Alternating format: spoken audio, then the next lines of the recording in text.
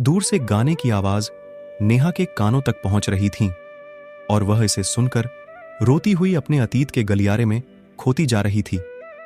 यह गाना उसे और उसके प्यारे पति प्रकाश को बहुत ही ज्यादा पसंद था। बहुत लंबा तो नहीं, परंतु एक छोटा सा यादगार रास्ता दोनों ने एक साथ तय किया था।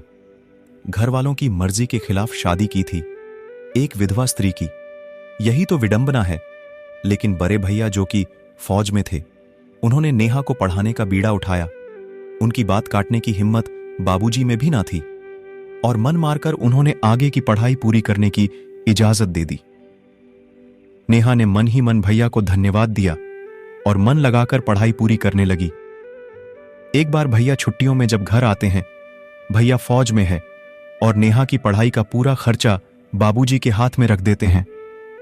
अब कॉलेज का आखिरी साल था। नेहा जोर शोर से पढ़ाई कर रही थी कि अचानक किसी ने जोर से बाहर के दरवाजे की कुंडी खड़खड़ाई और फिर भैया की आवाज आई। उन्होंने बोला कि नेहा जल्दी दरवाजा खोलो। तभी नेहा भागती हुई भी जाती है और दरवाजा खोलती है और अपने बड़े भैया से लिपट जाती है। तभी अचानक उसकी नजर भैया के साथ खरे फौजी पर पड़ी और वह छिटक कर अलग खड़ी हो गई। भैया ने परिचय करवाया कि यह प्रकाश है। फिर तीनों घर के अंदर आते हैं। अम्मा खाने पीने की तैयारी में लग जाती है और नेहा अपने कमरे में पढ़ाई करने चले जाती है। परंतु उसका मन अब पढ़ाई में तनिक भी नहीं लग रहा था और बार बार उसका ध्यान प्रकाश की ओर जा रहा था। दूसरे दिन परीक्षा देकर जब वह घर लौटी तो आंखें प्रकाश को ही ढूंढ रही थीं। प्रकाश को भी इस बात का एहसास हो गया था कि नेहा उसे छुपकर देख रही है। एक सप्ताह कैसे बीत गया पता ही नहीं चला। भैया से भी यह बात छिपी नहीं रही। दोनों एक दूसरे के प्रति बहुत ही ज्यादा आकर्षित हो रहे हैं और एक दूसरे से प्रेम भी करते हैं। फिर जब भैया ने प्रकाश से इस बारे में बात की तो वे झट से मान गए, क्योंकि उनके घर में सिर्फ एक बूढ़ी मां थी। बाबूजी कई साल पहले गुजर गए थे।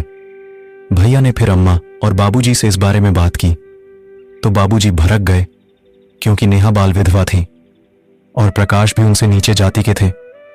अम्मा बाबूजी ने अब घर में बहुत ही ज्यादा बवाल कर दिया था। वह दोनों बिल्कुल भी नहीं मान रहे थे।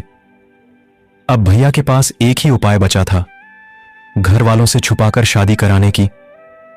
वह चुपचाप पास वाले गांव के मंदिर में दोनों को लेकर गए और शादी करवा दी। विदाई के समय भैया से लिपटकर नेहा खूब रोई।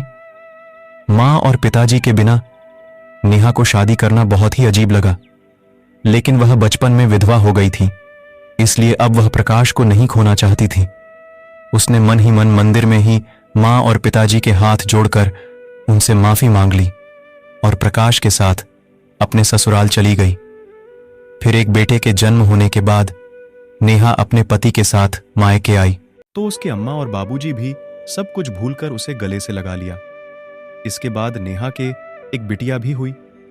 बिटिया जब 2 साल की थी तो हमेशा की तरह इस साल भी प्रकाश जी छुट्टियों में घर आए हुए थे। अभी 2 ही दिन बीते थे कि तार गया कि सीमा पर जंग छिड़ गई है।